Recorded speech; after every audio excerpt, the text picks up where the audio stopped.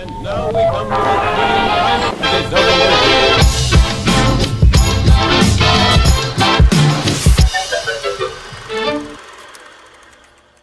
Kain na po tayo ng tanghalian mga kamamsi. Meron tayong ginisang upo with sardinas and meron tayong dinaing na bangus. Meron tayo ditong tubig. Lagyan natin ng asin.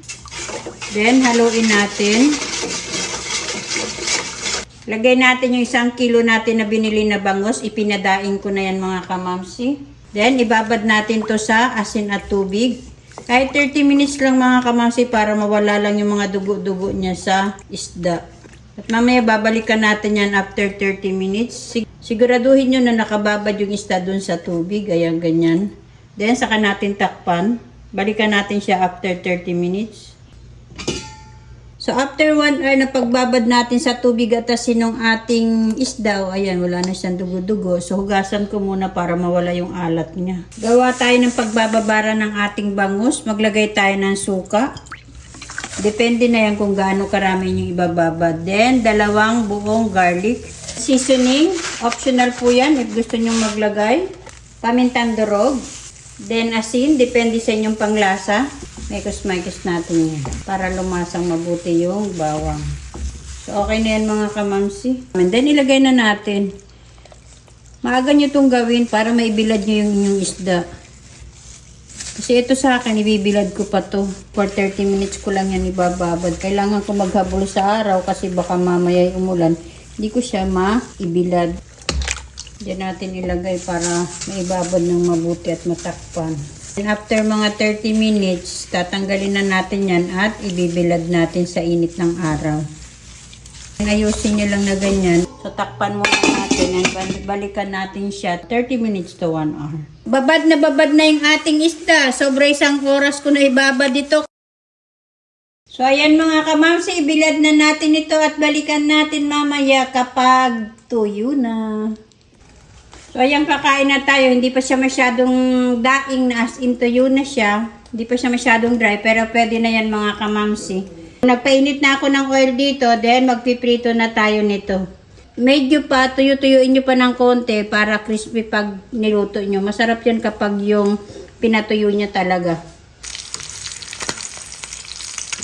Eto, kahit ilang oras nyo lang itong patuyuan, kahit mga 3 to 4 hours, okay na yan. Then, ilagay nyo na sa freezer. Hindi na yan masisira.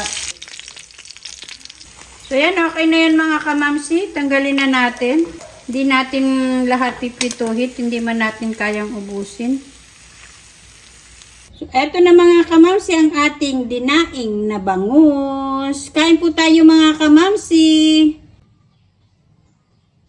Maglagay tayo ng konting oil, 3 cloves of garlic, 1 sibuyas. Diretsohan na yan mga kamamsi, gutom na ako. So, igisa-gisa lang natin itong sibuyas at bawang. Then, ilagay na natin yung 1 kamatis. Then, sauté-sauté lang natin yan. Then, meron tayo ditong maliit na upo. Pagkagisa natin ang ating sangkap, ilagay na natin yung pinakalaman ng ating sardinas. Then, igisa-gisa lang natin ng bahagya para hindi madurog.